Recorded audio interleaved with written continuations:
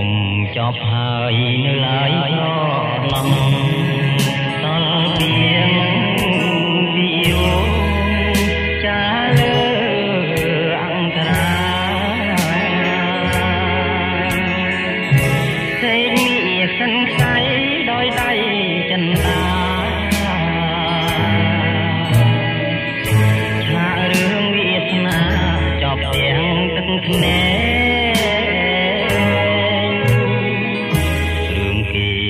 គោកគេសោកគេស្នារឿងខ្ញុំពួកម៉ាយយំទូញសងវែ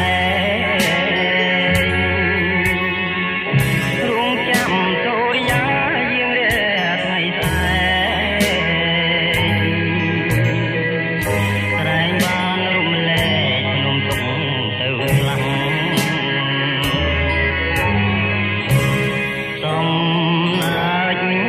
ទឹកភ្នែកគង់ជ្រែកយ៉ាងផង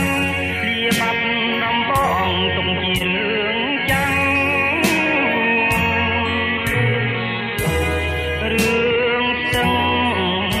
សង្កែជារឿងបដូរខ្លាំង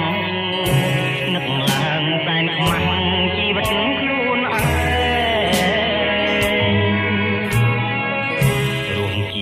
កូនសត្វយំព្រាត់គ្រួសារ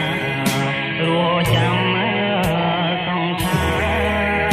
ប្រែក្លាយជាផ្លែលាស្ទឹងសង្កែជាភូមិចំបែ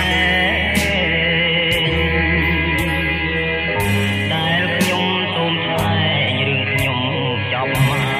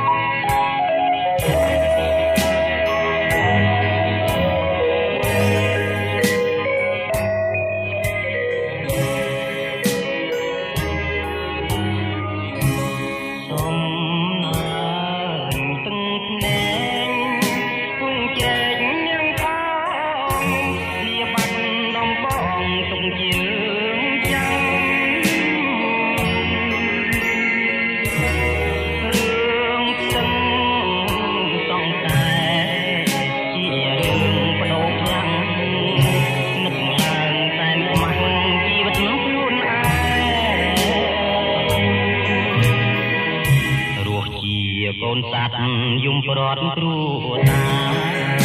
ររស់ចាំសង្ខារប្រែក្លាយជាផ្លែលាស្ទឹងសង្កែជាភូមិចំបែដែលខ្ញុំសូមថ្លែងរឿងខ្ញុំចប់មករឿងខ្ញុំចប់ហើយ